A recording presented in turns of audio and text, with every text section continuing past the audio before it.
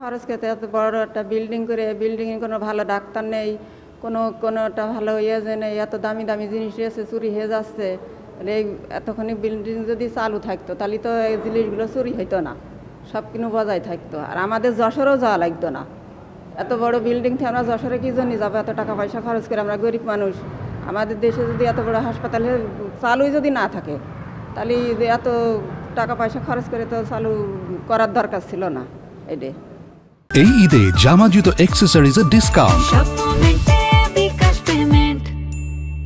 আমরা মনে করেন যে এই রুগী বর্তমান যে ক্যাবিনগুলো আছে এখানে সময়তে অনেকটাই রুগীর চাপ হয়, যে অনেক মানুষের নিচেই থাকতে হয়, অথচ 5 তলা বিল্ডিং পড়ে রয়েছে সেটা অবদ্ধ, মানে তৈরির পরেও সেগুলো অবদ্ধ হয়ে পড়ে রয়েছে। সেগুলো যদি অতিরিক্ত দূরত্বভাবে যদি চালু করা হয় তাহলে দেখা যাচ্ছে ডাক্তারগুলোও পরিবেশ পরিস্থিতি মেনটেন করতে তাদেরও সুবিধা, বা রুগীপত্র আসলে তাদেরও চলাফেরার সুবিধা, বা ডাক্তারগুলো পরিবেশ পরিস্থিতি মেনে রুগীগুলো নিয়ন্ত্রণ করা যায়।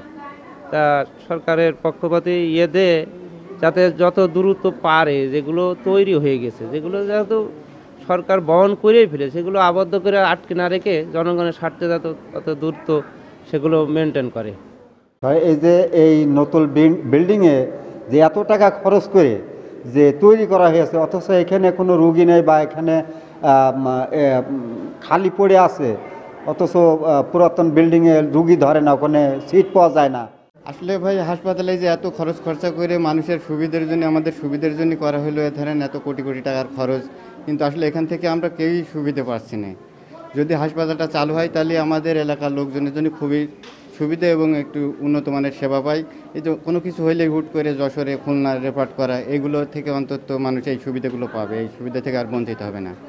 এটাই ভাই, মানে হাসপাতালের দ্রুত যাতে চালু হয় এই দাবি মনে করেন যে আমাদের সরকারের কাছে। অসুবিধাটা কি হচ্ছে? চালু হলে কি সুবিধা হবে?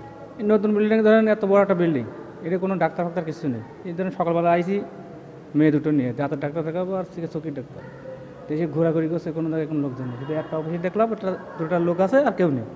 আর পুরোনো ধরেন ওখানে লোকজন বোঝায় পেয়ে ধরছে না, কিন্তু নতুনটা কোনো কাজ হচ্ছে না। চালু হলে কি হবে? চালু হলে জনগণ একটু ভালো হইতো, সুযোগ সুবিধা হইতো। সরকারের পদক্ষেপ ওইটাই যে আমাদের আসলে কাগজপত্র পাঠানো হয়েছে, প্রশাসনিক অনুমোদন আমাদের এখনো পাইনি। পালি পরে আমরা যত দ্রুত কাজ করা যায় যাতে জনগণ সেবা পায়। আর ওখানে যা যা আছে ওটা যদি আমি যাইনি, দেখিনি, নতুন একদম আমি দেখে আমি বলতে পারবো। দ্রুত যাতে চালু করা যায় যাতে জনগণ সেবা পায়, এবং জনগণ সেবাটা তো আসলে আমাদের মুখ্য উদ্দেশ্য। আমরা চাই যে আসলে জনগণ সেবা পাক এবং দ্রুত চালু হোক। চালুর বিষয়ে আপনারা কি কাগজপত্র কদর কি? আমরা প্রশাসনিক অনুমোদন মানে নেওয়ার জন্য পাঠাইছি, মন্ত্রণালয়ে পাঠাইছি। মন্ত্রণালয় থেকে প্রশাসনিক অনুমোদন হয়ে আসলেই আমরা চালু করতে পারবো।